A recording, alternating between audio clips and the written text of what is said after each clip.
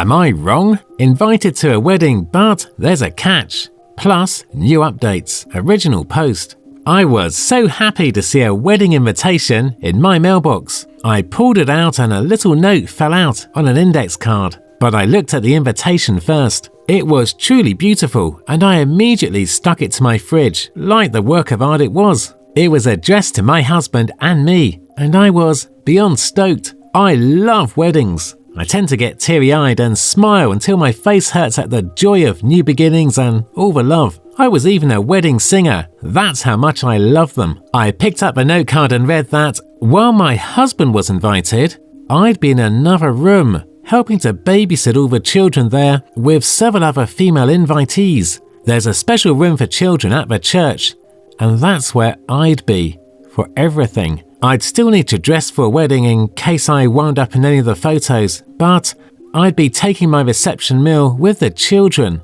and I'd be with all the kids for the ceremony. Then there was a link for their gift registry. Oh, and the meals for my husband and myself would be $100 each, and we have a link to pay it when we digitally RSVP. The first problem here is that I am disabled at 50 years old. Legally, I use oxygen. I use a walker when I need to walk long distances. I sometimes have to give up the walker entirely and use a wheelchair. I'm not proud of it, but there it is. I could happily sit in a room and look at kids, but I'd be pretty useless to prevent a fall or stop a child from choking or anything else that would require me to move quickly. Second, my husband isn't the one who has been friends with these people since childhood. I am. Why would he be invited to watch the ceremony and be part of the reception, but not me? My husband said he'd happily watch the kids and let me attend the wedding and reception, but the invitation specified that only other female invitees would be watching the kids, so I doubt they'd let him. Is this a normal thing at weddings now? Do you pick guests to babysit other guests' children? Should I call them up and explain my health situation, even though they already know it, and visit me during my multiple hospitalizations every year? I hate having to pull the health card, but honestly, what were they thinking? I confess that I feel offended and hurt, but I'm nothing more than a babysitter to them, who is expected to pay for my supper and babysit for free. Would I be wrong to simply tell them we won't be able to attend and to find another sitter? And if we don't go, do we still send a gift? Updating to address some questions. I know these folks because my mum, RIP mum, and the bride's grandma were besties. So I grew up with the bride's mum as an almost sister to me. We went to school together, graduated together, worked at the same place twice, and have been super close since. The bride is like a goddaughter. At least, I thought she was. I'm gobsmacked here. The church where they are getting married is a Southern Baptist church. They aren't members. None of us are overly religious. They just liked the venue and booked it. I've never been inside, but it's lovely on the outside, and apparently it has a childcare room that is big enough for a bunch of women with kids to hole up comfortably for a wedding and reception. We're all American. The groom's family is related to my family via marriage, and the bride and groom met at my house at a cookout a few years ago. I've always been very close to the bride's family though. I knew there had been a proposal. I got FaceTimed about 10 minutes after it happened, and my husband and I cried and laughed and wished them well and oohed and ahed over their story and the ring. I was expecting an invitation, sure, but not like this. The last time I had lunch with the bride's mum, she told me they're inviting around 200 people. So it'll be a large wedding with, I'm assuming, a ton of children. No, I don't hate kids. I love kids. I would have loved to have kids of my own, but my body just wouldn't do it. It took 2 miscarriages and a stillbirth to finally make me accept that it wouldn't happen for us. We are in the process of adult adopting 2 young adults that we brought into our home when we found out they were kicked out and homeless at 18. They've lived with us for years and we're making it legal. They call us Mum and Pop, and we're a family. I'm still considering my options. I've started and deleted multiple emails to the bride's mum. My nerves are raw right now, and my tone isn't the kindest. I want to keep it all in writing so there can be no he said, she said. I plan to ask if they incorrectly sent me the note about babysitting, since they know I physically cannot do that. But every inception of the email led with, "What the F, Donna?" so I need to think about it some more. Thanks for all the comments. I'm reading them all. Now for the updates. Update 1. I spoke to my friend, the mother of the bride, and I'm pretty upset. I've been bawling for most of the day. She called and said that they were getting a lot of backlash from the wedding guests. No one wants to pay $100 for dinner, and only 3 of the women asked were okay with babysitting. I told her I understood that the guests were upset because it's just tacky to 1. Be asked to pay, and 2. Be told you're invited, but only to babysit. I told her I would not be a babysitter at all. No, just no. She got mad and brought up how we were lifelong friends. She said I'd be helping them more by babysitting than I'd be helping by simply sitting in a pew watching. I reminded her that I couldn't physically help at all due to, being legally disabled. She said they completely understood that and expected me to simply supervise the other sitters since they trusted me the most. Again, I told her that I felt it was insulting to be voluntold, thanks Reddit for that word, that I'd be babysitting and that I had no desire to do that, especially not dressed in formal wear. Then we got to the truth. She said that she didn't know if I'd be in a wheelchair that day or require a walker. That's fair. I don't always know which one I'll need. She said that they wanted everyone in pews for the wedding video, and me sitting in a wheelchair would make me stick out and ruin video photos. I said, if I need a wheelchair that day, then I can move to a pew and my husband can put the wheelchair in another room or back in our car. I may not even need it that day. Then she says, well, space is limited in the pews. You would take up the space of 2 people with your purse and oxygen tank. I said, no, I would not. I wouldn't bring a purse in, and the oxygen tank either sits on my lap or between my feet. It's like a little backpack. Then she said, well, having you in oxygen in the photos would be distracting from the other people. And there you have it. Words were exchanged and she hung up on me. I haven't been removed from any social media yet, but I fully expect to be. I already feel awful for being this way at only 50 years old. I didn't choose this. I didn't want this. If she thinks it's awful to having it photographed, just imagine living with it, which is what I told her before she hung up on me. I'm devastated, just devastated. Update 2. I'm not in the greatest headspace. I don't think I've ever been less okay, honestly. I did not register to RSVP or communicate with them further until another invitee got in touch with me and said that the mother of the bride, a person I thought of as basically my sister, was bad-mouthing me into the ground. I explained my side and our mutual friend was livid. They told the mother of the bride and the bride that they were wrong to want to exclude me because I might or might not need a wheelchair and would have oxygen on my face. I could remove the oxygen for photos, they told her. So the mother of the bride sent me a message saying, and I quote, well, if you're going to be butthurt about the aesthetic we want to achieve and try to turn other guests against us, then you can effing come and sit in a pew, but not in photos. And we'll try to get the videographer to do edits to the wedding vid too, but I won't forget how you made this difficult for us. I replied, how did I make it difficult other than existing? She replied, you clearly told effing about what I told you regarding your wheelchair and oxygen, and she's telling everyone else. We're getting a ton of hate.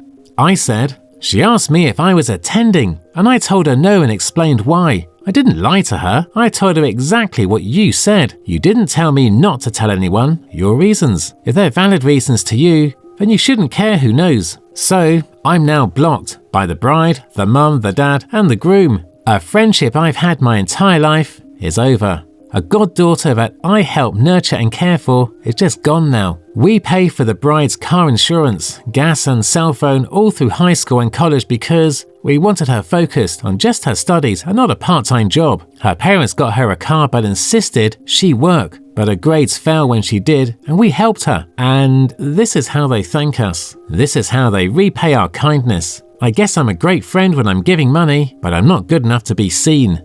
I felt like a burden my whole life and this has set me back so far.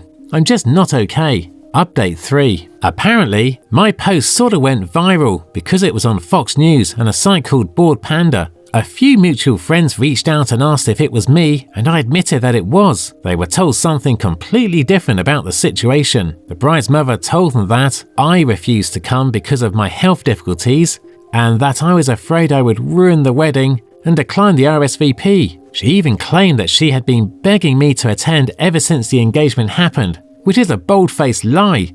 I am the one who organised and paid for the after-engagement party, so they could announce the happy news to everyone, and I was clear to everyone that I couldn't wait to attend the wedding. So I sent screenshots, photos of the invitation, and the note card telling me I'd be babysitting, and then the showdown where I was told I could sit in the pew and just be edited and out of the video and would not be in any photos. I also posted it on Facebook and shared receipts there too. Well, World War III has officially commenced. Granted, I'm getting this all third and fourth hand, but here's the latest. Word has spread fast. Links to the news article have made it all over the place. And I've been told that the few ladies who had agreed to babysit have backed out and asked if there was something wrong with them that would not make them fit to sit in the pews or be in the photos. And I think that's probably the case, since 2 of them have unnatural hair colouring and the other has facial piercings. The church that was booked at the venue have been notified, and I'm hearing it's probably not going to happen there because the pastor's daughter is wheelchair bound after a car accident. He was going to officiate, but now he says he's conflicted about it and the message it would send. My ex-friend and the bride have blown up my husband's phone because I blocked them after this went public. They blocked me first on all of the social media spots, and he let it go on for a few days to see what they had to say. He has blocked them, but the bulk of it is that I'm jealous. But I was never blessed with any children of my own, so that's why I'm ruining this for them. I'm hurtful and vile and vindictive because I hate them for their clear health. I mentioned that the groom is related to me by marriage, right? That whole branch of the family tree has now divided itself with some on my side and some on the bride's side. The groom hasn't contacted us at all, but his mother did and told me that I was wrong for sharing personal business and that I need to let the bride have her wedding how she wants it. I don't agree that I did anything wrong here. I can't help that I'm sick. They've made me feel like utter trash. That should just be tossed into the landfill. I hurt. I literally ache because of this. So, hi Donna, my ex-best friend and practical sister. If you're reading this, you devastated me. I'm not okay. I don't know that I'll ever be okay again. I invested time and money into both you and your daughter. I gave you both a home when your marriage was messed up.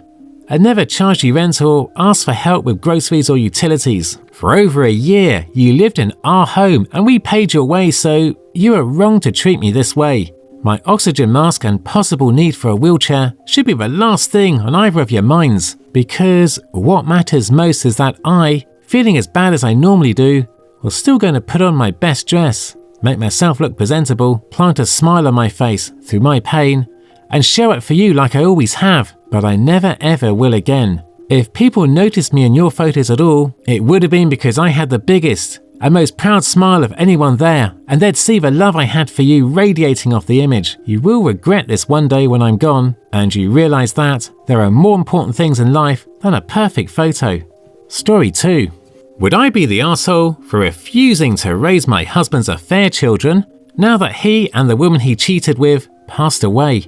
Sorry for using a new account. I know that's a red flag, but I don't want to risk using my old Reddit account. Myself, 45 female, and husband, 49 male, of 23 years, had an affair with a 27-year-old girl since 2020. I found out this year when his affair partner gave birth to twin boys in March. Obviously, we were going to divorce. We've been hashing things out since. It's been a lengthy process due to some properties in common. And we needed to get an accountant since he used the shared account for his affair. Finally, things seemed to be getting close to the end when both my husband and the woman he cheated with were killed in a car crash. By some miracle, the twin babies were not harmed in the crash. Now they are orphaned, and neither set of grandparents can take them in permanently. My husband's parents are both in assisted living. He has no siblings, and the only aunt that could take them refuses. She's been child-free her whole life. On the woman's side, I'm not sure the details in full, but her parents are also not able to be involved long-term. And the one sister she has lives overseas. Since we were still married and he had not updated his will, all his assets are set to pass to me and our 2 children. I'm not callous enough to leave those babies with nothing, so I agreed to let whoever is their legal guardian to have the remaining balance in the shared account, about $25,000 in savings. The issue is, no one wants to take them in. Now my in-laws are pressuring me to take them in and raise them. The issue is, I don't want to, at all. I wouldn't love them and I don't want to be the evil stepmother. But I know a big part of me will always have a level of resentment towards them. I will probably favour my own children. It's not their fault, but I truly love my husband and I thought we were happy before I found out about the affair. We have 2 daughters, 14 and 16. Obviously, we had disagreements, but we never insulted each other before.